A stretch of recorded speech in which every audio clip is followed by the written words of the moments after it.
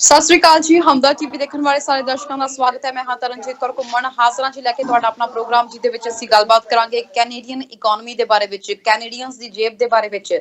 Canada ਸੁਪਨਿਆਂ ਦਾ ਮੁਲਕ ਕਿਹਾ ਜਾਂਦਾ ਹੈ। ਇੱਥੇ ਤੁਸੀਂ ਕੋਈ ਵੀ ਚੀਜ਼ ਆਪਣੀ ਜ਼ਿੰਦਗੀ ਦੇ ਕੋਈ ਵੀ ਐਸ਼ੋ ਆਰਾਮ ਨੂੰ ਲੈਣਾ ਚਾਹੁੰਦੇ ਹੋ, ਬਸ ਤੁਹਾਡੇ ਕੋਲੇ ਜੇਬ 'ਚ ਪੈਸੇ ਹੋਣ ਜਾਂ ਨਾ ਹੋਣ, ਤੁਹਾਡੇ ਕੋਲ ਕ੍ਰੈਡਿਟ ਕਾਰਡ ਹੋਵੇ, ਤੁਹਾਡੇ ਕੋਲ ਲਾਈਨ ਆਫ ਕ੍ਰੈਡਿਟ ਹੋਵੇ, ਤੁਹਾਡਾ ਕ੍ਰੈਡਿਟ ਸਕੋਰ ਗੁੱਡ ਹੋਵੇ, ਤੁਹਾਨੂੰ ਕੁਝ ਵੀ ਮਿਲ ਸਕਦਾ ਹੈ। ਸੋ ਇੱਥੇ ਗੱਲ ਇਹੀ ਹੈ ਕਿ ਜੇਕਰ ਤੁਸੀਂ ਕਾਰ ਤੋਂ ਲੈ ਕੇ ਘਰ ਕੁਝ ਵੀ ਖਰੀਦਣਾ ਹੈ, ਤੁਹਾਨੂੰ ਸਭ ਕੁਝ ਲੋਨ ਤੇ ਮਿਲ ਸਕਦਾ ਹੈ। ਪਰ ਜਦੋਂ ਲੋਨ ਦੀ ਗੱਲ ਆਉਂਦੀ ਹੈ ਤਾਂ ਆਉਣ ਵਾਲੇ ਪਿਛਲੇ ਕੁਝ ਸਾਲਾਂ ਤੋਂ ਲੈ ਕੇ ਆਉਣ ਵਾਲੇ ਸਾਲਾਂ ਦੇ ਵਿੱਚ ਜਿਸ ਤਰੀਕੇ ਨਾਲ ਕੈਨੇਡਾ ਬੈਂਕ ਆਫ ਕੈਨੇਡਾ ਵੱਲੋਂ ਵਿਆਜ ਦਰਾਂ ਵਿੱਚ ਵਾਧਾ ਕੀਤਾ ਜਾ ਰਿਹਾ ਹੈ, ਇਸ ਵਕਤ ਕੈਨੇਡੀਅਨਸ ਕਾਫੀ ਜ਼ਿਆਦਾ ਕਰਜ਼ਈ ਹੋ ਚੁੱਕੇ ਨੇ। ਹਾਲਤ ਇਹ ਨੇ ਕਿ ਕੈਨੇਡੀਅਨਸ ਕੰਗਾਲ ਹੋਣ ਦੀ ਕਗਾਰ ਤੱਕ ਪਹੁੰਚ ਚੁੱਕੇ ਨੇ। ਇਹਦੇ ਬਾਰੇ ਵਿੱਚ ਗੱਲਬਾਤ ਕਰਾਂਗੇ ਅੱਜ। ਤਾਜ਼ਾ ਬੈਂਕ ਆਫ ਕੈਨੇਡਾ ਵੱਲੋਂ ਵਿਆਜ ਦਰਾਂ ਵਿੱਚ ਵਾਧਾ ਕੀਤਾ ਗਿਆ ਹੈ। ਕਿੰਨਾ ਕੁ ਵਾਧਾ ਕੀਤਾ ਗਿਆ ਹੈ, ਇਹ ਵਾਧਾ ਕਦੋਂ ਤੱਕ ਜਾਰੀ ਰਹੇਗਾ, ਇਸ ਦਾ ਕੈਨੇਡੀਅਨਸ ਦੀ ਜ਼ਿੰਦਗੀ ਉੱਤੇ, ਆਮ ਮਰਾਂ ਦੀਆਂ ਚੀਜ਼ਾਂ ਉੱਤੇ, ਘਰ-ਬਾਰ ਦੇ ਉੱਤੇ, ਮੌਰਗੇजेस ਦੇ ਉੱਤੇ ਕਿੰਨਾ ਅਸਰ ਪਏਗਾ, ਜਿਸ ਦੇ ਬਾਰੇ ਵਿੱਚ ਗੱਲਬਾਤ ਕਰਾਂਗੇ। ਸੋ ਗੱਲਬਾਤ ਕਰਨ ਲਈ ਸਾਡੇ ਨਾਲ ਜੁੜ ਚੁੱਕੇ ਨੇ ਜੀ ਸਾਡੇ ਪ੍ਰਸਿੱਧ ਇਕਨੋਮਿਸਟ ਨਿਰਮਲ ਢੀਂਡਸਾ ਜੀ। ਢੀਂਡਸਾ ਜੀ, ਸਵਾਗਤ ਹੈ ਤੁਹਾਡਾ ਹਮਦਰ ਟੀਵੀ ਤੇ। ਮਿਹਰਬਾਨੀ ਤਰਨਜੀਤ, ਕੀ ਹਾਲ ਚਾਲ? ਸਰ ਮੈਂ ਵਧੀਆ ਸਰ, ਤੁਸੀਂ ਕਿੱਦਾਂ? ਬਸ ਠੀਕ ਹੈ ਜੀ। ਠੀਕ ਹੈ ਵੈਰੀ ਗੁੱਡ। ਸਰ ਗੱਲ ਕਰਦੇ ਹਾਂ, ਅੱਜ ਜਿਹੜੀ ਬੈਂਕ ਆਫ ਕੈਨੇਡਾ ਨੇ ਵਿਆਜ ਦਰਾਂ ਵਧਾਈਆਂ ਨੇ, ਲਗਭਗ ਸਭ ਦੀਆਂ ਨਜ਼ਰਾਂ 'ਚ ਟਿਕੀਆਂ ਹੋਈਆਂ ਸੀ ਕਿ ਕਿੰਨਾ ਕੁ ਵਿਆਜ ਦਰਾਂ ਵਿੱਚ ਵਾਧਾ ਕੀਤਾ ਜਾਏਗਾ, ਤੇ ਕੀ ਕਹਿਣਾ ਚਾਹੋਗੇ ਕਿੰਨਾ ਕੁ ਵਾਧਾ ਕੀਤਾ ਗਿਆ ਇਸ ਵਾਰੀ ਬੈਂਕ ਆਫ ਕੈਨੇਡਾ ਦੇ ਵੱਲੋਂ? ਬੈਂਕ ਆਫ ਕੈਨੇਡਾ ਨੇ ਜੀ ਸੱਤਵੀਂ ਦਫਾ ਇੰਟਰਸਟ ਰੇਟ 'ਚ ਵਾਧਾ ਕੀਤਾ। ਤੁਹਾਨੂੰ ਪਤਾ ਵੀ ਪਿਛਲੀ ਮਾਰਚ ਵਿੱਚ 0.25 ਸੀ, ਔਰ ਹੌਲੀ ਕਰਕੇ ਕਈ ਦਫਾ ਬੈਂਕ ਨੇ ਸਰਪ੍ਰਾਈਜ਼ ਵੀ ਕੀਤਾ। ਐਤਕੀ ਵੀ ਜਿਹੜੇ ਇਕਨੋਮਿਸਟ ਆ ਉਹ ਐਕਸਪੈਕਟ ਕਰਦੇ ਸੀ ਵੀ 0.25 ਇੰਟਰਸਟ ਰੇਟ 'ਚ ਵਾਧਾ ਹੋਏਗਾ, ਪਰ ਬੈਂਕ ਆਫ ਕੈਨੇਡਾ ਨੇ again surprise to the market, ਉਹਨਾਂ ਨੇ 0.5% ਦਾ ਵਾਧਾ ਕੀਤਾ। ਔਰ 0.5% ਦਾ ਵਾਧਾ ਜਿਹੜੀ ਬੈਂਕ ਆਫ ਕੈਨੇਡਾ ਇਹਨੂੰ ਜਸਟੀਫਾਈ ਕਰ ਰਹੀ ਹੈ। ਬੈਂਕ ਆਫ ਕੈਨੇਡਾ ਕਹਿ ਰਹੀ ਹੈ ਕਿ ਜਿਹੜੀ ਇਨਫਲੇਸ਼ਨ ਹੈ ਬੇਸ਼ੱਕ 8.1% ਤੋਂ ਘਟ ਕੇ 6.9% ਹੋ ਗਈ, ਪਰ ਜਿਹੜੀ ਕੋਰ ਇਨਫਲੇਸ਼ਨ ਹੈ ਉਹਦੇ ਵਿੱਚ ਕੋਈ ਬੜਾ ਫਰਕ ਨਹੀਂ ਪਿਆ। ਐਂਡ ਸੋ ਇਸ ਕਰਕੇ ਜਿਹੜਾ ਬੈਂਕ ਦਾ ਟਾਰਗੇਟ ਹੈਗਾ 2%, 2% ਤੱਕ ਕਿਸ ਤਰ੍ਹਾਂ ਪਹੁੰਚਿਆ ਜਾ ਸਕਦਾ, ਦੈਟਸ $1 ਮਿਲੀਅਨ ਕੁਐਸਚਨ। ਉਹਦੇ ਲਈ ਬੈਂਕ ਆਫ ਕੈਨੇਡਾ ਟਰਾਈ ਕਰਦੀ ਹੈ। ਬੈਂਕ ਆਫ ਕੈਨੇਡਾ ਦਾ ਜਿਹੜਾ ਗਵਰਨਰ ਹੈ ਉਹ ਇਹ ਕਹਿ ਰਿਹਾ ਕਿ ਜੇ ਅਸੀਂ ਅਗਰੈਸਿਵਲੀ ਹੁਣ ਇਹਨੂੰ ਇੰਟਰਸਟ ਰੇਟ ਵਧਾਤਾ ਤਾਂ ਸਾਨੂੰ ਗਾਂਹ ਜਾ ਕੇ ਇੰਟਰਸਟ ਰੇਟ ਇੰਨੀ ਅਗਰੈਸਿਵਲੀ ਵਧਾਉਣ ਦੀ ਲੋੜ ਨਹੀਂ ਪਏਗੀ। ਹੋ ਸਕਦਾ ਇੰਡੀਕੇਸ਼ਨ ਅੱਜ ਬੈਂਕ ਆਫ ਕੈਨੇਡਾ ਨੇ ਦਿੱਤੀ ਆ, ਉਹ ਇਹ ਕਹਿ ਰਿਹਾ ਵੀ ਡਿਪੈਂਡ ਕਰਦਾ ਜਿਹੜੀਆਂ ਗਾਂਹ ਫਿਗਰਾਂ ਆਉਣੀਆਂ ਉਹਦੇ ਤੇ, ਪਰ ਉਹ ਉਹਨਾਂ ਦੇ ਮੁਤਾਬਕ ਏਦਾਂ ਲੱਗਦਾ ਵੀ ਹੁਣ ਇਹਦਾ ਅਸਰ ਹੋਣਾ ਸ਼ੁਰੂ ਹੋ ਜਾਊਗਾ। ਹੋ ਸਕਦਾ ਬੈਂਕ ਆਫ ਕੈਨੇਡਾ ਗਾਂਹ ਦਾ ਜਿਹੜਾ ਇੰਟਰਸਟ ਰੇਟ ਵਧਾਉਣਾ ਜਾਂ ਨਾ ਹੀ ਵਧਾਵੇ, ਤੇ ਜਾਂ ਫਿਰ ਜੇ ਵਧਾਇਆ ਤਾਂ ਨੋਮੀਨਲ 0.25 ਵਧਾਏਗਾ। ਪਰ ਉਹਨਾਂ ਨੇ ਇੱਕ ਇੰਡੀਕੇਸ਼ਨ ਦਿੱਤੀ ਆ ਮਾਰਕੀਟ ਨੂੰ, ਇਹ ਉਹਨਾਂ ਨੇ ਐਡਮਿਟ ਨਹੀਂ ਇਸ ਗੱਲ ਨੂੰ ਕੀਤਾ। ਉਹਨਾਂ ਨੇ ਇਹ ਕਿਹਾ ਕਿ ਇੰਟਰਸਟ ਰੇਟ ਅਸੀਂ ਗਾਂਹ ਵੀ ਵਧਾਵਾਂਗੇ, ਪਰ ਜਿਹੜੀ ਲੈਂਗੁਏਜ ਹਰ ਜਿਹੜੀ ਮਾਰਕੀਟ ਹੈ ਦੇਰ ਵਾਚਿੰਗ ਦੇਅਰ ਲੈਂਗੁਏਜ, ਉਹ ਲੈਂਗੁਏਜ ਦੇ ਵਿੱਚ ਇੱਦਾਂ ਲੱਗਦਾ ਵੀ ਉਹ ਵਾਚ ਕਰਨਗੇ ਫਿਗਰਾਂ ਕਿੱਦਾਂ ਦੀਆਂ ਆਉਣੀਆਂ।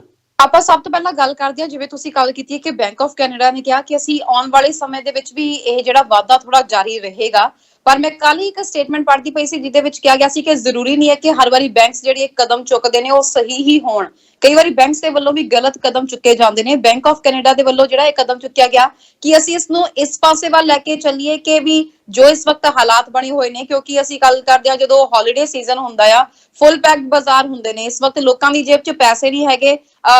ਇਨਫਲੇਸ਼ਨ ਦੀ ਗੱਲ ਕਰ ਰਹੇ ਹਾਂ, ਇੰਨੀ ਜ਼ਿਆਦਾ ਮਹਿੰਗਾਈ ਵੱਧ ਚੁੱਕੀ ਹੈ। ਆਮ ਤੌਰ ਤੇ ਰਿਸੈਸ਼ਨ ਨਾਲ ਜੋੜ ਕੇ ਦੇਖਿਆ ਜਾ ਰਿਹਾ ਕਿ ਜਿਹੜਾ ਹੁਣ 2023 ਦਾ ਨਵਾਂ ਸਾਲ ਚੜ ਰਿਹਾ ਵਾ, ਰਿਸੈਸ਼ਨ ਬਹੁਤ ਤਕੜਾ ਆਉਣ ਲੱਗਿਆ ਕੈਨੇਡਾ ਦੇ ਵਿੱਚ। ਕੀ ਇਹ ਜਿਹੜੀਆਂ ਵੱਧ ਰਹੀਆਂ ਵਿਆਜ ਦਰਾਂ ਨੇ ਇਹ ਵੀ ਕਿਤੇ ਨਾ ਕਿਤੇ ਇਹਦੇ ਲਈ ਜ਼ਿੰਮੇਦਾਰ ਨੇ?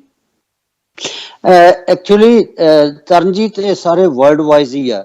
ਮੈਂ ਵਾਚ ਕਰਦਾ ਸੀ ਕੱਲ ਇੰਡੀਆ ਨੇ ਵੀ ਇੰਟਰਸਟ ਰੇਟ ਵਿੱਚ 0.35 ਵਾਧਾ ਕੀਤਾ।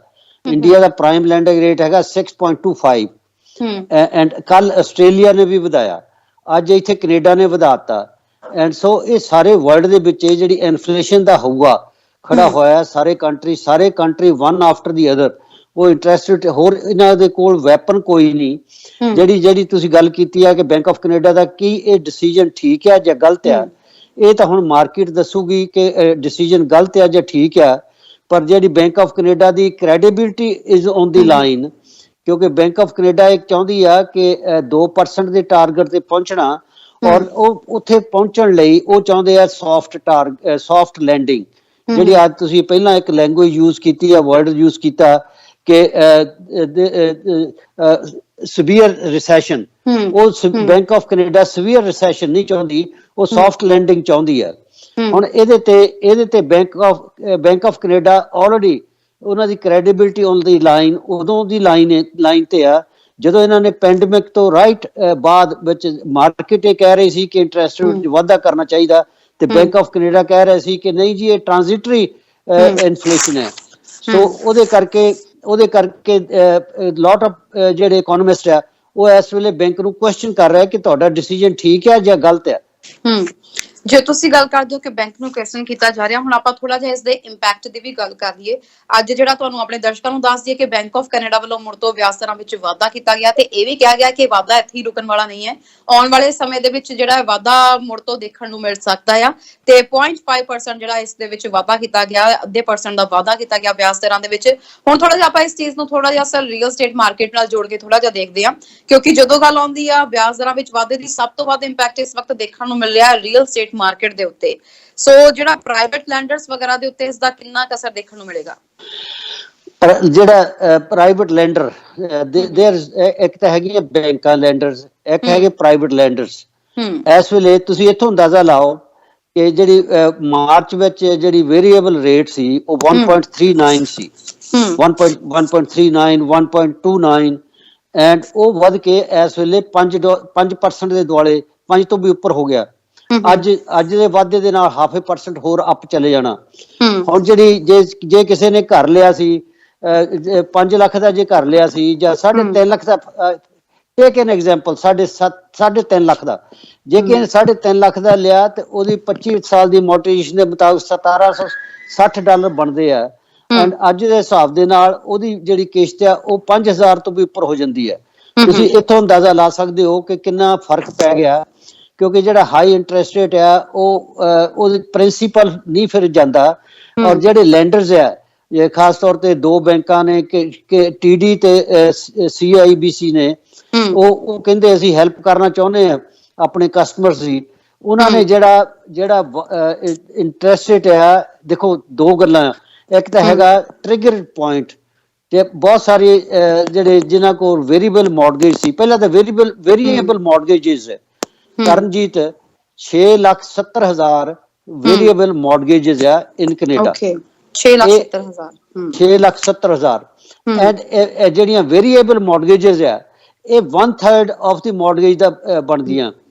1/3 ਜਿਹੜੀ ਮੌਰਗੇਜ ਆ ਲੋਕੀ, ਐਂਡ ਜਿਹੜੀ 1/3 ਮੌਰਗੇਜ ਦੇ ਵਿੱਚੋਂ 50% ਆਲਰੇਡੀ ਇਨ ਟਰਬਲ ਵਿੱਚ ਹੈ, ਉਹਨਾਂ ਤੋਂ ਕਿਸ਼ਤਾਂ ਦੇ ਨਹੀਂ ਹੋ ਰਹੀਆਂ, ਜੇ ਦੇ ਹੋ ਰਹੀਆਂ ਤਾਂ ਲੇਟ ਦੇ ਹੋ ਰਹੀਆਂ, ਤੇ ਜਾਂ ਫਿਰ ਉਹਨਾਂ ਨੂੰ ਬੈਂਕ ਦੇ ਫੋਨ ਆ ਗਏ ਜਾਂ ਆਉਣ ਵਾਲੇ ਹੋਣਗੇ। ਐਂਡ ਉਹਦੇ ਚੋਂ ਉਹ ਕਹਿੰਦੇ ਅੱਜ ਦਾ ਇੰਟਰਸਟ ਰੇਟ ਵਧਣ ਦੇ ਨਾਲ ਗਾਂ 70% ਲੋਕਾਂ ਦੀ ਹੋਰ ਇਹਦੇ ਵੇਰੀਏਬਲ ਰੇਟ ਦੇ ਜਿਹੜੀ ਮੌਰਗੇਜੀ ਆ ਉਹਨਾਂ ਦੇ ਉੱਤੇ ਅਸਰ ਪਏਗਾ। ਭਾਵ ਬੈਂਕ ਆਫ ਕੈਨੇਡਾ ਜਿਹੜੀਆਂ ਬੈਂਕਾਂ, ਜਿਹੜੇ ਲੈਂਡਰਸ ਆ, ਉਹ ਆਪਣੇ ਕਸਟਮਰਸ ਨੂੰ ਫੋਨ ਕਰਨਾ ਸ਼ੁਰੂ ਕਰ ਦੇਣਗੇ ਕਿ ਤੁਸੀਂ ਤੁਹਾਡਾ ਜਿਹੜਾ ਜੀ ਪੇਮੈਂਟ ਹੈ ਇਹ ਤਾਂ ਇੰਟਰਸਟ ਵੀ ਨਹੀਂ ਕਵਰ ਕਰਦੀ, ਤੁਸੀਂ ਕੀ ਕਰਨਾ। ਸੋ ਇਹ 2-3 ਗੱਲਾਂ ਹੋ ਰਹੀਆਂ। ਇੱਕ ਤਾਂ ਇਹ ਹੋ ਰਹੀ ਆ ਕਿ ਜਾਂ ਤਾਂ ਕੋਈ ਬੰਦੇ ਫਿਰ ਕਿਤੇ ਬੋਰੋ ਕਰਨ, ਕਿਸੇ ਤੋਂ ਬੋਰੋ ਕਰਨ, ਇਹ ਤੋਂ ਰਿਸ਼ਤੇਦਾਰ ਤੋਂ ਬੋਰੋ ਕਰਨ, ਜਾਂ ਉਹ ਤੋਂ ਬੋਰੋ ਕਰਨ, ਜਾਂ ਆਪਣੇ ਹੋਰ ਕਿਸੇ ਸੇਵਿੰਗ ਚੋਂ ਕੱਢਣ, ਉਹ ਉੱਥੇ ਉਹਨੂੰ ਪੇਮੈਂਟ ਹੋਰ ਵਧਾ ਦੇਣ, ਜਾਂ ਫਿਰ ਪੇਮੈਂਟ ਵਧਾ ਦੇਣ। ਕੀ ਕਹਿੰਦੇ afford it? That's the question. ਫਿਰ ਜਿਹੜੀ ਲੈਂਡਰਸ ਆ ਉਹਨਾਂ ਨੇ ਕੀਤਾ ਕਿ ਜੀ ਪਹਿਲਾਂ ਤਾਂ ਸੀਗਾ ਨਾ 25 ਸਾਲ ਦੀ ਮੋਟੀਵੇਸ਼ਨ, ਹੁਣ ਉਹ 25 ਸਾਲ ਦੀ ਮੋਟੀਵੇਸ਼ਨ ਕਈ ਬੈਂਕਾਂ ਸਪੈਸ਼ਲੀ 2 ਬੈਂਕਾਂ, ਮੇਰੇ ਖਿਆਲ ਦੂਜੀਆਂ ਬੈਂਕਾਂ ਨੇ ਹਲੇ ਕੀਤਾ ਨਹੀਂ, ਮੇਰੇ ਖਿਆਲ ਉਹ ਵੀ ਸ਼ਾਇਦ ਸੋਚ ਰਹੇ ਹੋਣਗੇ ਜਾਂ ਹੁਣ ਕਰ ਦੇਣਗੇ। ਉਹ ਫਿਰ ਜਿਹੜਾ ਵਧਿਆ ਇੰਟਰਸਟ ਰੇਟ ਆ ਉਹਨੂੰ ਉਹ ਪ੍ਰਿੰਸੀਪਲ ਵਿੱਚ ਐਡ ਕਰਕੇ ਤੁਹਾਡੀ ਅਮੋਰਟਾਈਜੇਸ਼ਨ 25 ਸਾਲ ਦੀ ਬਜਾਏ ਕਿਸੇ ਦੀ 30 ਸਾਲ ਹੋ ਗਈ, ਕਿਸੇ ਦੀ 32 ਸਾਲ ਹੋ ਗਈ, ਕਿਸੇ ਦੀ 35 ਸਾਲ ਹੋ ਗਈ, ਕਿਸੇ ਦੀ 40 ਸਾਲ ਹੋ ਗਈ। So that's the situation. ਜਿਹੜੇ ਫਸਟ ਟਾਈਮ ਹੋਮ ਬਾਇਰ ਨੇ ਉਹਨਾਂ ਦੇ ਉੱਤੇ ਇਸ ਦਾ ਕਿੰਨਾ ਕੁ ਇੰਪੈਕਟ ਪਏਗਾ, ਜਿਹੜੇ ਇਸ ਟਾਈਮ ਘਰ ਖਰੀਦਣਾ ਚਾਹੁੰਦੇ ਨੇ ਜਾਂ ਫਿਰ ਜਿਨ੍ਹਾਂ ਨੇ ਇਸ ਵਕਤ ਆਪਣੀ ਕਲੋਜ਼ਿੰਗ ਕਰਵਾਉਣ ਦੇ ਬਿਲਕੁਲ ਨਜ਼ਦੀਕ ਹੈਗੇ ਨੇ, ਸੋ ਉਹਨਾਂ ਦੇ ਉੱਤੇ ਇਹਦਾ ਕਿੰਨਾ ਕੁ ਇੰਪੈਕਟ ਪਏਗਾ? ਇਹਦਾ ਡਿਪੈਂਡ ਕਰਦਾ ਇੰਡੀਵਿਜੂਅਲ ਸਿਚੁਏਸ਼ਨ ਦੇ ਉੱਤੇ। ਫਸਟ ਟਾਈਮ ਬਾਇਰ, ਪਹਿਲਾਂ ਤਾਂ ਮੈਨੂੰ ਇਹ ਲੱਗਦਾ ਵੀ ਫਸਟ ਟਾਈਮ ਬਾਇਰ ਪਹਿਲਾਂ ਵੀ ਆਊਟ ਸੀ, ਹੁਣ ਵੀ ਆਊਟ ਹੈ, ਪਹਿਲਾਂ ਵੀ ਪ੍ਰੋਬਲਮ ਵਿੱਚ ਸੀ, ਹੁਣ ਵੀ ਪ੍ਰੋਬਲਮ ਵਿੱਚ ਹੈ। ਜਿਹੜੀਆਂ ਫਿਗਰਾਂ ਇਹ ਦੱਸਦੀਆਂ ਵੀ ਜਿਹੜਾ ਫਸਟ ਟਾਈਮ ਬਾਇਰ ਆ ਉਹ ਇੰਟਰਸਟ ਰੇਟ $500 ਐਵਰੇਜ ਅਪਰੋਕਸੀਮੇਟਲੀ $500 ਵੱਧ ਦਿੰਦਾ ਉਹ ਜਿਹੜੇ ਰਿਪੀਟਡ ਕਸਟਮਰਸ ਨਾਲੋਂ, ਕਿਉਂਕਿ ਉਹਨੂੰ ਇੰਟਰਸਟ ਰੇਟ ਵੀ ਵੱਧ ਮਿਲਦਾ, ਉਹਦੀ ਮੌਰਗੇਜ ਵੀ, ਉਹਦੀ ਜਿਹੜੀ ਡਾਊਨ ਪੇਮੈਂਟ ਵੀ ਘੱਟ ਹੁੰਦੀ ਹੈ। ਸੋ ਇਸ ਲਈ ਸਭ ਤੋਂ ਵੱਧ ਇਫੈਕਟ ਤਾਂ ਹੈਗਾ ਉਹਦੇ ਤੇ। ਹੁਣ ਇਹਦੇ ਨਾਲ ਹੋਇਆ ਕੀ ਆ, ਜੇ ਫਸਟ ਜਿਹੜਾ ਕਸਟਮਰ ਹੈ ਜੇ ਉਹ ਆਊਟ ਹੈ ਮਾਰਕੀਟ ਤੋਂ, ਫਿਰ ਇਹਦਾ ਜਿਹੜਾ ਵੱਧ ਅਸਰ ਪੈ ਰਿਹਾ ਰੈਂਟਲ ਮਾਰਕੀਟ ਦੇ ਉੱਤੇ। ਰੈਂਟਲ ਮਾਰਕੀਟ ਦੇ ਉੱਤੇ ਤੁਸੀਂ ਦੇਖਿਆ ਹੀ ਆ, ਇੱਥੇ ਟੋਰਾਂਟੋ ਦੇ ਵਿੱਚ 1 ਬੈਡਰੂਮ ਜਾਂ $30,000 ਤੱਕ ਚਲੇ ਗਿਆ। ਬਿਲਕੁਲ। ਐਂਡ ਉਹਦੇ ਤੇ ਵੀ ਹੋ ਰਹੀ ਹੈ ਬਿਡਿੰਗ ਵਾਰ ਹੋ ਰਹੀ ਹੈ। ਐਂਡ ਦੂਜੇ ਪਾਸੇ ਇੰਨੇ ਇਮੀਗ੍ਰਾਂਟਸ ਆ ਰਹੇ ਆ, 500 ਤੋਂ 4 ਲੱਖ 1,000 ਪਿਛਲੇ ਸਾਲ ਆਇਆ, 4,31,000 ਇਸ ਸਾਲ ਆਉਣਾ, 5 ਲੱਖ ਅਗਲੇ ਸਾਲ ਆਉਣਾ, 5 ਲੱਖ 2024 ਚ ਆਉਣਾ, 5 ਲੱਖ 2025 ਚ ਆਉਣਾ। ਹੁਣ ਕੈਨ ਯੂ ਇਮੇਜਿਨ ਵੀ ਇੰਟਰਸਟ ਰੇਟ ਕਿੱਥੇ ਦੀ ਕਿੱਥੇ ਜਾਊਗਾ। ਤੇ ਜਿਹੜੇ ਫਸਟ ਟਾਈਮ ਬਾਇਰਸ ਆ, ਜਿਹੜੇ ਇਮੀਗ੍ਰਾਂਟਸ ਆ, ਉਹਨਾਂ ਨੇ ਵੀ ਘਰ ਲੈਣੇ ਆ। ਸੋ ਇਹਦੇ ਬਾਰੇ ਸਰਕਾਰਾਂ ਬਹੁਤ ਫਿਕਰਮੰਦ ਆ। ਤੁਸੀਂ ਦੇਖਿਆ ਪਿਛਲੇ ਦਿਨੀ ਓਨਟਾਰੀਓ ਸਰਕਾਰ ਨੇ ਪਾਲਿਸੀ ਚੇਂਜ ਕਰਕੇ ਰੱਖ ਦਿੱਤੀ। ਉਹਨਾਂ ਨੇ ਕਿਹਾ ਕਿ ਜਿਹੜੀ ਗ੍ਰੀਨ ਬੈਲਟ ਆ ਇਹਦੇ ਤੇ ਵੀ ਘਰ ਬਣਾਏ ਜਾਣਗੇ। 3 ਯੂਨਿਟਸ ਤੱਕ ਦਾ ਉਹਨਾਂ ਨੇ ਜਿਹੜੀ ਆ ਗੱਲ ਕੀਤੀ ਹੈ ਕਿ 3 ਯੂਨਿਟਸ ਦਾ ਪ੍ਰਪੋਜ਼ਲ ਜਿਹੜਾ ਪਾਇਆ ਗਿਆ ਵਾ ਕਿ ਜੇਕਰ ਸਪੇਸ ਹੈਗੀ ਤਾਂ ਇੱਕ ਏਰੀਆ ਦੇ ਵਿੱਚ 3 ਯੂਨਿਟਸ ਬਣਾਏ ਜਾ ਸਕਦੇ ਨੇ। ਯੈਸ।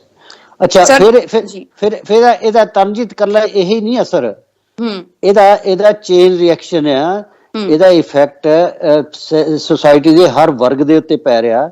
ਜਿਹੜਾ ਟੋਟਲ ਜਿਹੜਾ ਇਸ ਵੇਲੇ ਡੈਟ ਆ ਉਹ $2.36 ਟ੍ਰਿਲੀਅਨ ਹੋ ਗਿਆ। ਵਿੱਚ ਫੈਡਰਲ ਗਵਰਨਮੈਂਟ ਦਾ, ਵਿੱਚ ਪ੍ਰੋਵਿੰਸ਼ੀਅਲ ਗਵਰਨਮੈਂਟ ਦਾ, ਵਿੱਚ ਮਿਊਨਿਸਪਲ ਗਵਰਨਮੈਂਟ ਦਾ, ਵਿੱਚ ਲੋਕਾਂ ਦੀਆਂ ਮੌਰਗੇਜ ਦਾ, ਕਾਰ ਲੋਨ ਦਾ, ਘਰਾਂ ਦਾ ਲੋਨ। 2.36 billion trillion. ਐਂਡ ਜਿਹੜੀ ਖਾਸ ਇਕੱਲੇ ਕੈਨੇਡਾ ਸਰਕਾਰ ਦਾ ਜਿਹੜਾ ਡੈਟ ਆ ਉਹ ਹੈਗਾ 1.1 ਟ੍ਰਿਲੀਅਨ। ਐਂਡ ਇਹਦੇ ਚ ਪਿਛਲੇ ਸਾਲ ਨਾਲੋਂ ਇਸ ਸਾਲ $21,183 ਦਾ ਵਾਧਾ ਹੋਇਆ ਹੈ। ਅੱਛਾ, ਜਿਹੜਾ ਟੋਟਲ ਨਾਨ ਮੌਰਗੇਜ ਜਿਹੜਾ ਡੈਟ ਆ ਉਹਦੇ ਵਿੱਚ 5.3% ਦਾ ਵਾਧਾ ਹੋਇਆ। $5.99.9 ਬਿਲੀਅਨ ਜਿਹੜਾ ਡੈਟ ਆ, ਜਿਨ੍ਹਾਂ ਨੇ ਕਾਰਾਂ ਦੇ ਉੱਤੇ ਲੋਨ ਲਿਆ, ਜਿਨ੍ਹਾਂ ਘਰਾਂ ਦੇ ਉੱਤੇ ਲੋਨ ਲਿਆ, ਮਤਲਬ ਜਿਨ੍ਹਾਂ ਨੇ ਪਰਸਨਲ ਲੋਨ ਲਿਆ ਜਾਂ ਸਮਥਿੰਗ ਲਾਈਕ ਦੈਟ। ਸੋ ਇਹਦੇ ਨਾਲ ਪਹਿਲਾਂ ਇੱਕ ਤੁਸੀਂ ਲਫ਼ਜ਼ ਯੂਜ਼ ਕੀਤਾ ਸੀ ਕਿ ਲੋਕੀ ਡਿਫਿਕਲਟੀ ਦੇ ਵਿੱਚੋਂ ਲੰਘ ਰਹੇ ਆ। ਐਂਡ ਇਟ ਇਜ਼ ਟਰੂ, ਪਹਿਲਾਂ ਨਾਲੋਂ ਜਿਹੜੇ ਕ੍ਰੈਡਿਟ ਕਾਰਡ ਆ ਲੋਕਾਂ ਨੇ ਵੱਧ ਵਰਤਣੇ ਸ਼ੁਰੂ ਕਰ ਦਿੱਤੇ। ਐਂਡ 24% ਵੱਧ ਵਰਤਣੇ ਸ਼ੁਰੂ ਕਰ ਦਿੱਤੇ ਕ੍ਰੈਡਿਟ ਕਾਰਡ। ਜੀ, ਤੁਸੀਂ ਜਿਵੇਂ ਕ੍ਰੈਡਿਟ ਕਾਰਡ ਦੀ ਗੱਲ ਕਰ ਰਹੇ ਹੋ ਸਰ ਕਿ ਕ੍ਰੈਡਿਟ ਕਾਰਡ ਲੋਕਾਂ ਨੇ ਜ਼ਿਆਦਾ ਵਰਤਣੇ ਸ਼ੁਰੂ ਕਰ ਦਿੱਤੇ ਨੇ, ਅਜਿਹੇ ਦੇ ਵਿੱਚ ਵਿਆਜ ਦਰਾਂ ਵਿੱਚ ਲਗਾਤਾਰ ਵਾਧਾ ਹੋ ਰਿਹਾ। ਆਉਣ ਵਾਲੇ ਸਮੇਂ ਵਿੱਚ ਬਾਰ-ਬਾਰ ਜਿਹੜੇ ਆ ਮਾਹਿਰ ਵੀ ਇਹ ਕਹਿ ਰਹੇ ਨੇ ਕਿ ਜਿਹੜਾ ਰਿਸੈਸ਼ਨ ਆ, ਬਹੁਤ ਜ਼ਬਰਦਸਤ ਰਿਸੈਸ਼ਨ ਆ ਰਿਹਾ ਤੇ ਅਜਿਹੇ ਵਿੱਚ ਆਪਣੇ ਆਪ ਨੂੰ ਥੋੜਾ ਜਿਹਾ ਸੰਭਾਲ ਕੇ ਚੱਲਿਆ ਜਾਵੇ। ਸੋ ਆਉਣ ਵਾਲੇ ਸਮੇਂ ਵਿੱਚ ਜਿਹੜੀ ਆ ਲਾਈਨ ਆਫ ਕ੍ਰੈਡਿਟ ਜਿਨ੍ਹਾਂ ਨੇ ਚੱਕੀ ਹੋਈ ਆ ਜਾਂ ਜਿਨ੍ਹਾਂ ਨੇ ਇਸ ਵਕਤ ਘਰਾਂ ਦੀਆਂ ਮਾਰਗੇਜਸ ਦੇ ਬਾਰੇ ਵਿੱਚ ਸੋਚ ਰਹੇ ਨੇ, ਕਿੰਨਾ ਕੁ ਇੰਪੈਕਟ ਪੈ ਸਕਦਾ? ਕਿ ਵਾਪਸ ਉਹੀ ਸਮਾਂ ਆਏਗਾ ਜਦੋਂ ਕਹਿ ਰਹੇ ਸੀ ਲੋਕ ਆਪਣੇ ਘਰ ਛੱਡਣ ਨੂੰ ਮਜਬੂਰ ਹੋ ਚੁੱਕੇ ਸੀ? ਬਿਲਕੁਲ, ਤੁਸੀਂ ਠੀਕ ਆਖਿਆ। ਇਹ ਤਾਂ ਹੁਣ ਆਉਣ ਵਾਲਾ ਸਮਾਂ ਹੀ ਦੱਸੂਗਾ। ਇਸ ਗੱਲ ਨੂੰ ਜਿਹੜੀ ਬੈਂਕ ਆਫ ਕੈਨੇਡਾ ਉਹ ਟਰਾਈ ਕਰਦੇ ਆ ਵੀ ਅਸੀਂ ਸੀਰੀਅਸ ਰਿਸੈਸ਼ਨ ਨਾ ਆਵੇ। ਏਦਾਂ USA ਚ ਵੀ ਉਹ ਵੀ ਕਹਿੰਦੇ ਆ ਵੀ ਸੀਰੀਅਸ ਰਿਸੈਸ਼ਨ ਨਾ ਆਵੇ। ਬੈਂਕ ਆਫ ਕੈਨੇਡਾ ਜਿਹੜੀਆਂ ਬੈਂਕਾਂ ਉਹ if they don't do dam, ਉਹਨਾਂ ਨੇ ਇਹ ਫੈਸਲਾ ਕਰ ਲਿਆ ਕਿ ਰਿਸੈਸ਼ਨ ਚਾਹੇ ਸੌਫਟ ਲੈਂਡਿੰਗ ਹੋਵੇ, ਚਾਹੇ ਸੀਰੀਅਸ ਰਿਸੈਸ਼ਨ ਹੋਵੇ, ਚਾਹੇ ਲੰਬਾ ਰਿਸੈਸ਼ਨ ਹੋਵੇ, ਸ਼ਾਰਟ ਰਿਸੈਸ਼ਨ ਹੋਵੇ, ਪਰ they have to control it. ਇਹਨੂੰ ਕੰਟਰੋਲ ਕਰਨ ਦੀ ਇੱਕੋ ਇੱਕ ਮੈਡੀਸਨ ਆ ਕਿ ਇਕੋਨਮੀ ਆਫ ਕੈਨੇਡਾ ਦੀ ਇਕੋਨਮੀ, USA ਦੀ economy, world economy, I think ਹੁਣ ਇਹਦੇ ਬਾਰੇ ਇਫਸ ਐਂਡ ਬਟਸ ਨਹੀਂ ਹੈ ਇਕਨੋਮੀ ਰਿਸੈਸ਼ਨ ਵਿੱਚ ਸਲਿਪ ਹੋਏਗੀ। ਯੂ ਵਿਲ ਵਾਚ ਜਿੱਦਣ ਰਿਪੋਰਟਾਂ ਇਸ ਕੁਆਰਟਰ ਦੀਆਂ ਆਈਆਂ, ਦੂਸਰੇ ਕੁਆਰਟਰ ਦੀਆਂ, ਫਿਰ ਦੂਸਰੇ ਕੁਆਰਟਰ ਦੀਆਂ ਅਗਲੇ ਸਾਲ ਆਉਣੀਆਂ, then you will see, ਆਪਾਂ ਨੂੰ ਉੱਥੋਂ ਪਤਾ ਲੱਗ ਜਾਊਗਾ ਕਿ ਸਿਚੁਏਸ਼ਨ ਕਿੱਥੇ ਆ। and economy is slipping, economy already start to slip in recession। ਤੁਸੀਂ ਕਿਹਾ ਕਿ ਜੀ ਇਹਦਾ ਇਫੈਕਟ ਕਿਹਦੇ ਤੇ ਪਏਗਾ? ਹੁਣ ਜਿਹੜੀਆਂ ਵਿਆਜ ਦਰਾਂ ਵਧਾਈਆਂ ਗਈਆਂ ਨੇ, ਜੇ ਆਪਾਂ ਮੋਟਾ ਗੱਲ ਕਰੀਏ ਤਾਂ ਇਹਨਾਂ ਵਿਆਜ ਦਰਾਂ ਦਾ ਕਿਹੜੇ ਖੇਤਰ ਤੇ ਸਭ ਤੋਂ ਜ਼ਿਆਦਾ ਇੰਪੈਕਟ ਪਏਗਾ ਤੇ ਕਿਹੜੇ ਲੋਕਾਂ ਤੇ ਸਭ ਤੋਂ ਜ਼ਿਆਦਾ ਇੰਪੈਕਟ ਪਏਗਾ? ਦੇਖੋ, ਜਿਹਦੇ ਕੋਲ ਤਾਂ ਹੈਗੀ ਜੌਬ, ਹਸਬੈਂਡ ਵਾਈਫ ਦੇ ਕੋਲ ਜੌਬ ਆ, ਉਹ ਤਾਂ ਔਖੇ ਸੌਖੇ ਹੋ ਕੇ ਕਰਕੇ, ਜੇ ਕਿਸ਼ਤ ਵੱਧ ਵੀ ਜਾਂਦੀ ਤਾਂ ਔਖੇ ਸੌਖੇ ਹੋ ਕੇ ਕਰ ਲੈਣਗੇ। ਤੇ ਜੇ ਤੁਹਾਡੀ ਜੌਬ ਹੀ ਜਾਂਦੀ ਲੱਗਦੀ ਆ, ਪਿਛਲੇ ਦਿਨੀ ਐਮਾਜ਼ੋਨ ਨੇ 10,000 ਬੰਦਾ ਵਿਹਲਾ ਕਰ ਦਿੱਤਾ, ਰਾਈਟ। ਐਂਡ ਕੰਪਨੀਆਂ ਹੁਣ ਲੇ ਆਫ ਕਰਨੀਆਂ ਸ਼ੁਰੂ ਕਰਤੀਆਂ। ਕੱਲ ਮੈਂ ਸੁਣਦਾ ਸੀ ਕੋਕਾ ਕੋਲਾ, ਉਹ ਕਹਿੰਦੇ ਜੀ ਅਸੀਂ 5% ਲੇ ਆਫ ਕਰਨੀ ਹੈ। ਸੋ ਜੇ ਇਦਾਂ ਦੀਆਂ ਲੇ ਆਫ ਹੋਣੀਆਂ ਸ਼ੁਰੂ ਹੋ ਗਈਆਂ, it's A chain reaction. Chain reaction ਇਹ ਆ ਕਿ ਫਿਰ ਬੈਂਕਰਪਸੀਆਂ ਵਧਣੀਆਂ ਸ਼ੁਰੂ, ਬੈਂਕਰਪਸੀਆਂ ਹੁਣੇ ਹੀ ਵਧਣੀਆਂ ਸ਼ੁਰੂ ਹੋ ਗਈਆਂ ਜੀ। ਤੁਸੀਂ ਦੇਖੋ, ਬੰਦੇ ਪਹਿਲਾਂ ਡਿਫਿਕਲਟ ਸਿਚੁਏਸ਼ਨ ਚ ਹੁੰਦੇ ਆ, ਉਹ ਫਿਰ ਉਹ ਟਰਾਈ ਕਰਦੇ ਆ ਕਿ ਅਸੀਂ ਕ੍ਰੈਡਿਟ ਕਾਰਡ ਤੋਂ ਉਧਾਰੇ ਲੈ ਕੇ ਆਓ ਪੇਮੈਂਟ ਕਰ ਦਈਏ, ਉੱਥੋਂ ਉਧਾਰੇ ਲੈ ਕੇ ਇਹ ਪੇਮੈਂਟ ਕਰ ਦਈਏ, ਫਿਰ ਇੱਕ ਦਫਾ ਉਹ ਫਸ ਜਾਂਦੇ ਆ। ਡੈਫੀਨਿਟਲੀ ਬੈਂਕਰਪਸੀਆਂ ਹੋਣੀਆਂ ਆਲਰੇਡੀ, ਮੇਰੇ ਕੋਲ ਫਿਗਰ ਸ਼ਾਇਦ 0.87% ਤੋਂ ਜਿਹੜੀਆਂ ਬੈਂਕਰਪਸੀਆਂ 0.93%, ਮਤਲਬ ਇਹ ਆਉਣੀਆਂ ਸ਼ੁਰੂ ਹੋ ਗਈਆਂ ਐਂਡ ਵਧਣੀਆਂ ਸ਼ੁਰੂ ਹੋ ਗਈਆਂ। ਜੀ, ਸੋ ਜਿਵੇਂ ਤੁਸੀਂ ਇਹਨਾਂ ਦੇ ਬਾਰੇ ਵਿੱਚ ਗੱਲਬਾਤ ਕੀਤੀ ਹੈ ਸਰ, ਹੁਣ ਗਰੋਸਰੀ ਦੇ ਰੇਟਸ ਵੀ ਲਗਾਤਾਰ ਵੱਧ ਰਹੇ ਨੇ। ਇੱਕ ਪਾਸੇ ਸਰਕਾਰ ਕਹਿ ਰਹੀ ਸੀ ਕਿ ਬੈਂਕ ਆਫ ਕੈਨੇਡਾ ਕਹਿ ਰਿਹਾ ਸੀ ਕਿ ਰਿਸੈਸ਼ਨ ਦੇ ਮੌਕੇ ਤੇ, ਖਾਸ ਤੌਰ ਤੇ ਜਦੋਂ ਹੁਣ ਜਿਸ ਤਰੀਕੇ ਨਾਲ ਇਨਫਲੇਸ਼ਨ ਵੱਧ ਰਹੀ ਹੈ, ਇਸ ਨੂੰ ਕਾਬੂ ਕਰਨ ਦੇ ਲਈ ਬਹੁਤ ਜ਼ਰੂਰੀ ਹੈ ਕਿ ਵਿਆਜ ਦਰਾਂ ਵਿੱਚ ਵਾਧਾ ਕੀਤਾ ਜਾਵੇ। No doubt real estate market ਦੇ ਉੱਤੇ ਇਸ ਦਾ ਕਾਫੀ ਅਸਰ ਦੇਖਣ ਨੂੰ ਮਿਲ ਰਿਹਾ ਹੈ, ਪਰ ਜਦੋਂ ਆਮ ਅਸੀਂ ਰੋਜ਼ਮਰਾ ਦੀਆਂ ਚੀਜ਼ਾਂ ਦੀ ਗੱਲ ਕਰਦੇ ਹਾਂ, ਗਰੋਸਰੀ ਦੇ ਰੇਟਸ ਜਿਹੜੇ ਲਗਾਤਾਰ ਵਧ ਰਹੇ ਨੇ, ਤੇ ਅਮੂਮਨ ਕਿਹਾ ਜਾ ਰਿਹਾ ਕਿ ਹਰ ਸਾਲ ਤੁਹਾਡੇ ਗਰੋਸਰੀ ਦੇ ਰੇਟਸ ਦੇ ਵਿੱਚ ਘੱਟੋ ਘੱਟ $500 ਦਾ ਇਜ਼ਾਫਾ ਜਿਹੜਾ ਹੈ ਹੋਰ ਵੱਧ ਰਿਹਾ ਵਾ। ਪਾਰਲੀਮੈਂਟ ਫਾਈਨਾਂਸ ਕਮੇਟੀ ਨੇ ਇੱਕ ਕਮੇਟੀ ਉਹ ਅੱਜ ਕੱਲ ਇੰਟਰਵਿਊ ਕਰ ਰਹੀ ਹੈ ਗਰੋਸਰੀ ਦੇ ਸੀਈਓਜ਼ ਦੀਆਂ। ਉਹਨਾਂ ਨੂੰ ਕੁਐਸਚਨ ਕੀਤਾ ਉਹਨਾਂ ਨੇ ਕੱਲ ਕਿ ਜਿਹੜੀਆਂ ਫੂਡ ਦੀਆਂ ਪ੍ਰਾਈਸਾਂ, ਜਿਹੜੀ ਕੱਲ ਰਿਪੋਰਟ ਆਈ ਹੈ, ਕੱਲ ਬੜੀ ਸਟਨਿੰਗ ਰਿਪੋਰਟ ਆਈ ਹੈ ਕਿ ਜਿਹੜੀ ਗਰੋਸਰੀ ਦੀਆਂ ਕੀਮਤਾਂ ਅਗਲੇ ਸਾਲ 7% ਵਧਣੀਆਂ, 5 ਤੋਂ 7%। ਫਰੂਟ ਦੀਆਂ ਕਹਿੰਦੇ ਆ ਵੀ 9.5%। ਪਿਛਲੇ ਸਾਲ ਜਿਹੜੀ ਮੀਟ ਦੀ ਪ੍ਰਾਈਸ ਸੀ, ਤੁਸੀਂ ਦੇਖੋ ਹੁਣ ਪਹਿਲਾਂ ਨਾਲੋਂ ਕਿੰਨੀ ਵੱਧ ਗਈ। ਪਿਛਲੇ ਸਾਲ ਮੀਟ ਦੀ ਪ੍ਰਾਈਸ 20% ਵਧੀ ਹੈ। Fruit the price 13.5%। And overall ਜਿਹੜੀ ਪ੍ਰਾਈਸ ਚ ਵਾਧਾ 10.1% ਹੋਇਆ। ਐਂਡ ਅਗਲੇ ਸਾਲ 7% ਹੋਣਾ। ਐਂਡ ਤੁਸੀਂ ਦੇਖੋ ਨਾ, ਸਟੋਰਾਂ ਜਾ ਤੁਹਾਨੂੰ ਲੈਟਸ ਨਹੀਂ ਮਿਲ ਰਹੀ। ਲੈਟਸ ਦੀ ਕਿੰਨੀ ਪ੍ਰਾਈਸ ਹੈ ਇਸ ਵੇਲੇ? ਲੈਟਸ ਹੀ ਏਦਾਂ ਬਣੀ ਹੈ ਜਿੱਦਾਂ ਕ੍ਰਿਸਮਸ ਤੇ ਸ਼ਾਇਦ ਤੁਹਾਨੂੰ ਗਿਫਟ ਹੀ ਲੈਟਸ ਦਾ ਦੇਣਾ ਚਾਹੀਦਾ। ਬਿਲਕੁਲ, ਗੋਭੀ ਦੇ ਫੁੱਲ ਸਰ ਬਹੁਤ ਜ਼ਿਆਦਾ ਮਹਿੰਗੇ ਹੋਏ ਪਏ ਨੇ ਅੱਜ ਕੱਲ, ਘਰਾਂ ਚ ਗੋਭੀ ਨਹੀਂ ਬਣਦੀ। ਦੈਟਸ ਰਾਈਟ, ਯਾ ਬਿਲਕੁਲ ਸਰ। ਜਿਵੇਂ ਹੁਣ ਤੁਸੀਂ ਗੱਲ ਕਰ ਰਹੇ ਹੋ ਵਿਆਜ ਦਰਾਂ ਦੇ ਬਾਰੇ ਵਿੱਚ, ਕੀ ਇਸ ਵਕਤ ਕੈਨੇਡਾ ਯੂਐਸ ਦੇ ਵੱਲ ਦੇਖ ਰਿਹਾ ਕਿ ਜਿੱਦਾਂ ਯੂਐਸ ਵਾਧਾ ਕਰ ਰਿਹਾ ਉਸੇ ਤਰ੍ਹਾਂ ਦੇ ਉੱਤੇ ਕੈਨੇਡਾ ਨੂੰ ਵੀ ਵਾਧਾ ਕਰਨਾ ਪੈਣਾ ਆ, ਜਾਂ ਇਹ ਕੈਨੇਡਾ ਦਾ ਖੁਦ ਦਾ ਆਪਦਾ ਡਿਸੀਜਨ ਹੈ? ਦੇਖੋ, ਜਿਹੜਾ ਇਨਫਲੇਸ਼ਨ ਦਾ ਸੱਪ ਆ, ਇਹ ਪਟਾਰੀ ਚੋਂ ਨਿਕਲ ਗਿਆ। ਇਹ ਪਟਾਰੀ ਚੋਂ ਸੱਪ ਸਾਰੇ ਵਰਲਡ ਦੇ ਵਿੱਚ ਨਿਕਲਿਆ। ਸਾਰਾ ਵਰਲਡ ਹੀ ਇਹਦੇ ਵਿੱਚ ਲਪੇਟਿਆ ਜਾ ਰਿਹਾ। ਇਹਦੇ ਬਹੁਤ ਸਾਰੇ ਰੀਜ਼ਨ ਆ। ਇੱਕ ਰੀਜ਼ਨ ਤਾਂ ਹੈਗਾ ਯੂਕਰੇਨ ਤੇ ਰਸ਼ੀਆ ਦੀ ਲੜਾਈ, ਕਿਉਂਕਿ ਉਹਦੇ ਨਾਲ ਸਪਲਾਈ ਸਾਰੀ ਰੁਕ ਗਈ। ਐਂਡ ਦੂਸਰਾ ਹੈਗਾ ਕਮੋਡਿਟੀਜ਼ ਦੀ ਪ੍ਰਾਈਸ ਦੇਖੋ ਕਿੱਥੇ ਹਾਈ ਸਰ। ਤੁਸੀਂ ਯੂਕਰੇਨ ਰਸ਼ੀਆ ਦੀ ਜਦੋਂ ਗੱਲ ਕਰਦੇ ਹੋ ਤਾਂ ਕੈਨੇਡਾ ਦਾ ਕਿੰਨਾ ਕੁ ਵਪਾਰ ਜਿਹੜਾ ਯੂਕਰੇਨ ਜਾਂ ਰਸ਼ੀਆ ਦੇ ਨਾਲ ਹੁੰਦਾ? Hardly 3 to 10%। ਬਹੁਤ, ਮੈਂ ਇਹ ਵੀ ਗੱਲ ਕਰ ਰਹੀ ਹਾਂ, ਹਾਰਡਲੀ 3 to 5% ਦੇ ਅਰਾਊਂਡ ਜਿਹੜਾ ਵਪਾਰ ਯੂਕਰੇਨ ਜਾਂ ਰਸ਼ੀਆ ਦੇ ਨਾਲ ਕੈਨੇਡਾ ਦਾ ਹੁੰਦਾ। ਇੰਨਾ ਜ਼ਿਆਦਾ ਇੰਪੈਕਟ ਇਸ ਵਕਤ ਉਸ ਚੀਜ਼ ਦਾ ਪੈ ਰਿਹਾ ਕੈਨੇਡਾ ਦੇ ਉੱਤੇ? ਦੇਖੋ, ਦੇयर ਆਰ ਸੋ ਮੈਨੀ ਰੀਜ਼ਨਸ। ਜਿਹੜੀ ਅੱਜ ਦੀ ਵਰਲਡ ਇਕੋਨਮੀ ਆ, ਗਲੋਬਲਾਈਜ਼ਡ ਇਕੋਨਮੀ ਆ, ਇਹਦਾ ਅਸਰ ਸਾਰੇ ਹੁਣ ਜਿਹੜਾ ਕੈਨੇਡਾ ਸਾਰੀ ਵੈਜੀਟੇਬਲਸ ਸਾਰੀਆਂ ਬਾਹਰੋਂ ਆ ਰਹੀਆਂ। ਇਸ ਵੇਲੇ ਅਮਰੀਕਾ ਦੇ ਵਿੱਚੋਂ ਜਿਹੜੀ ਵੈਜੀਟੇਬਲ ਹੈ 79% ਅਮਰੀਕਾ ਦੇ ਵਿੱਚੋਂ ਆ ਰਹੀਆਂ। ਐਂਡ ਉੱਥੇ ਕਲਾਈਮੇਟ ਡਰਾਟ ਹੋਇਆ। ਉਹ ਕਲਾਈਮੇਟ ਡਰਾਟ ਕਰਕੇ ਜਿਹੜੀ ਆ ਲੈਟਸ 89% ਆਪਾਂ ਨੂੰ ਅਮਰੀਕਾ ਤੋਂ ਆਉਂਦੀ ਹੈ, ਰਾਈਟ। ਜਿਹੜੀ ਵੀਟ ਆ, ਉਹ 1/3 ਆਫ ਦੀ ਜਿਹੜਾ ਫੂਡ ਆ ਉਹ ਯੂਕਰੇਨ ਚ ਪੈਦਾ ਹੁੰਦਾ।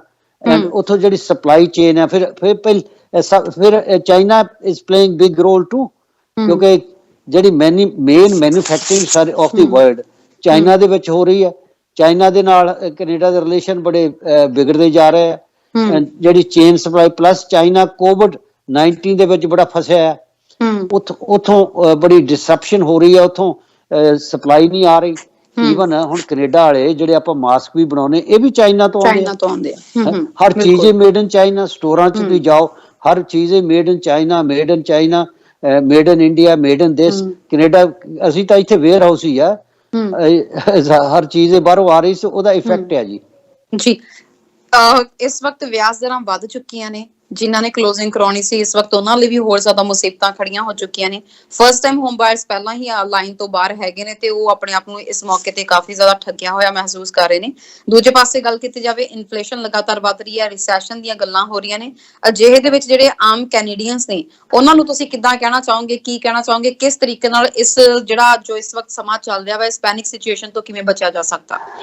ਦੇਖੋ, ਜਿਹੜੀ ਬੈਂਕ ਆਫ ਕੈਨੇਡਾ ਇਹ ਟਰਾਈ ਕਰ ਰਹੀ ਆ ਕਿ ਇੱਕ ਜਿਹੜੀ ਸੋਚ ਆ ਇਨਫਲੇਸ਼ਨ ਦੀ ਸੋਚ ਕਿ ਮੈਂ ਆਹ ਚੀਜ਼ ਇੰਨੇ ਦੀ ਲੈ ਲਈ ਤੇ ਇਹ ਇੰਨੀ ਵੱਧ ਜਾਣੀ ਆ, ਇਹ ਮਨ ਚ ਰੱਖ ਕੇ ਬੰਦੇ ਇੱਕ ਘਰ ਲੈ ਲਿਆ, ਦੋ ਘਰ ਲੈ ਲਿਆ, ਇੱਕ ਘਰ ਲੈ ਲਿਆ ਉਹਦੇ ਤੇ ਲਾਈਨ ਆਫ ਕ੍ਰੈਡਿਟ ਪਵਾ ਲਈ, ਲਾਈਨ ਆਫ ਕ੍ਰੈਡਿਟ ਗਾਂ ਇੱਕ ਹੋਰ ਘਰ ਲੈ ਲਿਆ, ਉਹ ਤੇ ਲਾਈਨ ਆਫ ਕ੍ਰੈਡਿਟ ਪਵਾ ਕੇ ਹੋਰ ਦੋ ਤਿੰਨ ਬੁੱਕ ਕਰਾ ਲੈ।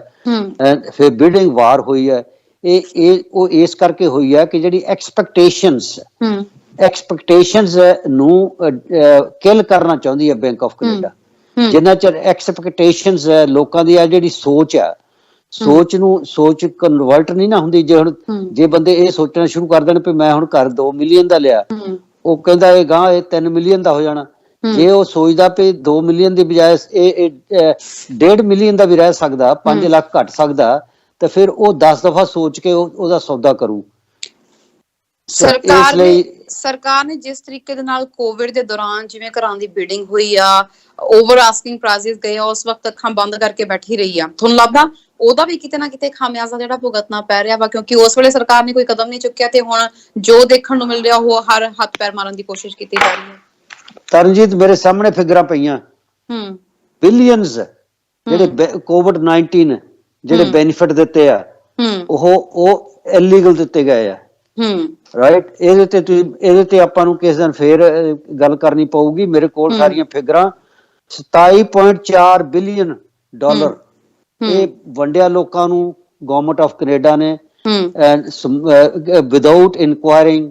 ਉਹਨਾਂ ਨੂੰ ਪਤਾ ਨਹੀਂ ਲੱਗ ਰਿਹਾ ਕਿ ਇਹਨੂੰ ਕਿੱਦਾਂ ਹੁਣ ਮੁੜ ਕੇ ਫੇਰ ਲੋਕਾਂ ਨੂੰ ਚਿੱਠੀਆਂ ਜਾਣੀਆਂ ਸ਼ੁਰੂ ਹੋ ਗਈਆਂ। And 27.4 billion dollar Ki government ਲੈ ਸਕੇਗੀ? ਇੰਨਾ ਤਾਂ ਉਹਨਾਂ ਕੋਲ ਸਟਾਫ ਹੈਗਾ? ਕੱਲੇ ਦੀ ਇਨਕੁਆਇਰੀ ਕੀਤੀ ਜਾ ਸਕੂਗੀ? That's the question. ਅੱਜ ਮੇਨ ਅਖਬਾਰਾਂ ਦੇ ਵਿੱਚ ਇਹ ਮੇਨ ਖਬਰ ਆ, ਇਹਨੂੰ ਤੁਸੀਂ ਵੀ ਪੜ੍ਹ ਲਿਓ, ਜਿਹੜੀ ਅਖਬਾਰ ਤੁਸੀਂ ਚੱਕੋ। ਬਿਲਕੁਲ ਸਰ, ਇਹ ਕੱਲ ਹੀ ਖਬਰ ਆ ਚੁੱਕੀ ਸੀ ਕਿ ਜਿਹੜੀ ਇਸ ਦੇ ਬਾਰੇ ਵਿੱਚ ਕਿਹਾ ਜਾ ਰਿਹਾ ਕਿ ਵੀ ਇਹਦੇ ਬਾਰੇ ਇਨਕੁਆਇਰੀ ਕਰਨ ਦੀ ਇਸ ਵਕਤ ਜ਼ਰੂਰਤ ਹੈ ਕਿ ਜਿਸ ਤਰੀਕੇ ਨਾਲ ਇਹ ਵੰਡੇ ਗਏ ਨੇ।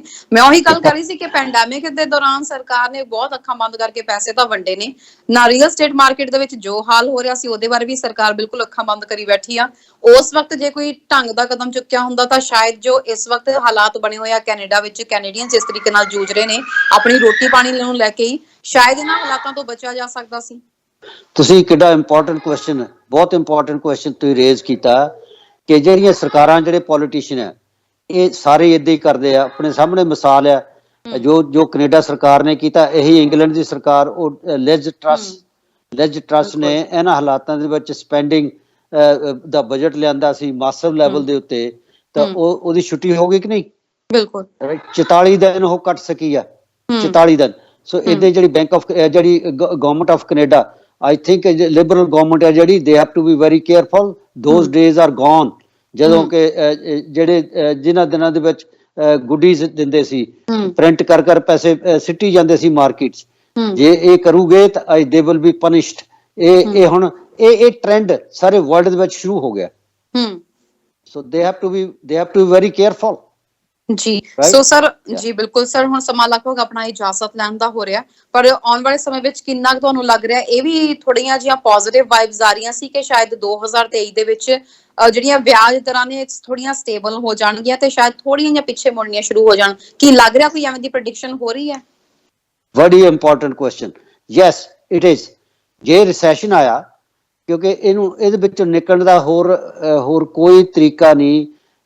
Economy will slip in recession ਜਦੋਂ ਆਇਆ, ਲੋਕਾਂ ਦਾ ਜਦ ਬੁਰਾ ਹਾਲ ਹੋਇਆ, economy will be slow down, there will be lot of massive layoffs, ਤੇ then ਸਰਕਾਰਾਂ ਫੇਰ ਕੀ ਕਰਦੀਆਂ?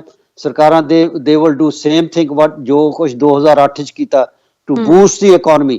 ਪਹਿਲਾ ਹਥਿਆਰ ਹੈਗਾ to bring down the interest rate। ਜਿਹੜੀ ਇਸ ਵੇਲੇ ਜਿਹੜੀ ਬੌਂਡ ਮਾਰਕੀਟ ਹੈ, ਜਿਹੜਾ ਬੌਂਡ ਮਾਰਕੀਟ ਐਕਚੁਅਲੀ ਜੇ ਤੁਸੀਂ ਵਾਚ ਕਰੋ ਨਾ, ਬੌਂਡ ਮਾਰਕੀਟ ਉਹ ਤੁਹਾਨੂੰ ਦੱਸ ਰਹੀ ਆ ਕਿ ਆਉਣ ਵਾਲੇ ਹਾਲਾਤ ਕਿੱਦਾਂ ਦੇ ਆਉਣੇ ਆ। ਬੌਂਡ ਮਾਰਕੀਟ ਇਹ ਕਹਿ ਰਹੀ ਆ ਕਿ ਬਹੁਤ ਹਾਲਾਤ ਮਾੜੇ ਆਉਣੇ ਆ, ਐਂਡ ਅਗਲੇ ਸਾਲ ਐਂਡ ਆਫ ਨੈਕਸਟ ਈਅਰ 2023 ਦੇ ਐਂਡ ਚ ਮੇਰਾ ਖਿਆਲ Bank of Canada will be forced to cut down the interest rate. Okay yes ਜੀ, ਤੇ sir thank you so much, ਤੁਸੀਂ ਸਾਡੇ ਪ੍ਰੋਗਰਾਮ ਦੇ ਵਿੱਚ ਆਏ ਹੋ, ਸਾਡੇ ਦਰਸ਼ਕਾਂ ਦੇ ਨਾਲ ਇੰਨੀ ਕੀਮਤੀ ਜਾਣਕਾਰੀ ਤੁਸੀਂ ਸਾਂਝੀ ਕੀਤੀ ਹੈ ਤੇ ਅੱਜ ਕੁਝ ਵਿਚਾਰ ਵਟਾਂਦਰੇ ਹੋਏ ਸੀ ਜੋ ਕੈਨੇਡਾ ਦੇ ਵਿੱਚ ਇਸ ਵਕਤ ਹਾਲਾਤ ਬਣੇ ਹੋਏ ਨੇ। ਪਰ ਹਾਲਾਤ ਇਹ ਵੀ ਨੇ ਕਿ ਹੁਣ ਬਹੁਤ ਸਾਰੇ ਕੈਨੇਡੀਅਨਸ ਨੇ ਕਿ ਆਊਟ ਆਫ ਕੈਨੇਡਾ ਜਾ ਕੇ ਹੁਣ ਸਕੋਪ ਦੇਖਣਾ ਸ਼ੁਰੂ ਕਰ ਦਿੱਤਾ ਹੈ ਕਿ ਕਿਉਂਕਿ ਕੈਨੇਡਾ ਵਿੱਚ ਇਸ ਵਕਤ ਜੌਬਸ ਦੇ ਉੱਤੇ ਕਾਫੀ ਜ਼ਿਆਦਾ ਲੇਆਫਸ ਮਿਲਣੀਆਂ ਸ਼ੁਰੂ ਹੋ ਚੁੱਕੀਆਂ ਨੇ। ਰਿਸੈਸ਼ਨ ਦੇ ਡਰ ਤੋਂ ਹਰ ਕੋਈ ਇਸ ਵਕਤ ਇਹ ਸੋਚ ਰਿਹਾ ਕਿ ਕੋਈ ਨਾ ਕੋਈ ਸੈਕੰਡ ਜਿਹੜਾ ਆਪਸ਼ਨ ਲੈ ਕੇ ਤੁਰਿਆ ਜਾਵੇ। ਸੋ ਅਖੀਰ ਦੇ ਵਿੱਚ ਲੋਕਾਂ ਨੂੰ ਕੀ ਕਹਿਣਾ ਚਾਹੋਗੇ ਜਿਹੜੇ ਦਰਸ਼ਕ ਇਸ ਵਕਤ ਤੁਹਾਨੂੰ ਦੇਖ ਰਹੇ ਨੇ? ਲੋਕਾਂ ਨੂੰ ਇਹੀ ਹੈ ਜੀ, ਨਿਊਜ਼ ਵਾਚ ਕਰਨ, ਆਲਾ ਦੁਆਲਾ ਵਾਚ ਕਰਨ ਤੇ ਆਪਣੇ ਹਾਲਾਤਾਂ ਦੇ ਮੁਤਾਬਕ ਐਕਟ ਕਰਨ, ਨਾ ਕਿ ਉਹ ਜਿਹੜੀ ਐਕਸਪੈਕਟੇਸ਼ਨਸ ਆਪਾਂ ਜਿਹੜੀ ਪਹਿਲੀ ਵੀ ਗੱਲ ਕੀਤੀ ਸੀ ਕਿ ਪੈਰਾਂ ਚੱਕ ਕੇ ਫਾਹਾ ਲੈਣਾ, ਆਪਣੀ ਚਾਦਰ ਦੇਖ ਕੇ ਪੈਰ ਵਿਸਾਰੋ। ਜਿੰਨਾ ਕੁ ਤੁਸੀਂ ਅਫੋਰਡ ਕਰ ਸਕਦੇ ਹੋ ਓਨਾ ਕਰੋ। ਜਿਹੜਾ ਹੈਗਾ ਪੇ speculation, get out from speculation, come in the real world. So that's what I want to say. ਜੀ thank you so much sir, ਸਾਡੇ ਪ੍ਰੋਗਰਾਮ 'ਚ ਜੁੜਨ ਲਈ ਤੇ ਜਾਣਕਾਰੀ ਸਾਡੇ ਨਾਲ ਸਾਂਝੀ ਕਰਨ ਦੇ ਲਈ। ਠੀਕ ਹੈ ਜੀ, ਥੈਂਕ ਯੂ ਸੋ ਦੋਸਤੋ, ਇਸੇ ਸਾਡਾ ਖਾਸ ਪ੍ਰੋਗਰਾਮ ਉਮੀਦ ਕਰਦੇ ਹਾਂ ਤੁਹਾਨੂੰ ਪਸੰਦ ਆਇਆ ਹੋਵੇਗਾ। ਸੋ ਰਿਸੈਸ਼ਨ ਨੂੰ ਲੈ ਕੇ ਜੋ ਕਿਆਸਦਾਰੀਆਂ ਦਾ ਦੌਰ ਜਾਰੀ ਸੀ ਤੇ ਨਾਲ ਦੀ ਨਾਲ ਜੋ ਇਸ ਵਕਤ ਬੈਂਕ ਆਫ ਕੈਨੇਡਾ ਦੇ ਵੱਲੋਂ 0.5% ਜਿਹੜਾ ਵਿਆਜ ਦਰਾਂ ਵਿੱਚ ਵਾਧਾ ਕੀਤਾ ਗਿਆ, ਉਹਦਾ ਕਿੱਥੇ ਤੇ ਕੀ ਇੰਪੈਕਟ ਪੈ ਸਕਦਾ ਹੈ, ਉਹਦੇ ਬਾਰੇ ਤੁਹਾਨੂੰ ਅਸੀਂ ਜਾਣਕਾਰੀ ਸਾਂਝੀ ਕੀਤੀ ਆ। ਸੋ ਉਮੀਦ ਕਰਦੇ ਹਾਂ ਪ੍ਰੋਗਰਾਮ ਪਸੰਦ ਆਇਆ ਹੋਵੇਗਾ। ਪ੍ਰੋਗਰਾਮ ਪਸੰਦ ਆਇਆ ਤੇ ਲਾਈਕ, ਕਮੈਂਟ ਤੇ ਸ਼ੇਅਰ ਵੀ ਜ਼ਰੂਰ ਕਰਿਓ। ਫਿਲਹਾਲ ਦਿਓ ਇਜਾਜ਼ਤ, ਦੇਖਦੇ ਰਹੋ ਹਮਦਰਦ ਟੀਵੀ। ਸਤਿ ਸ਼੍ਰੀ ਅਕਾਲ।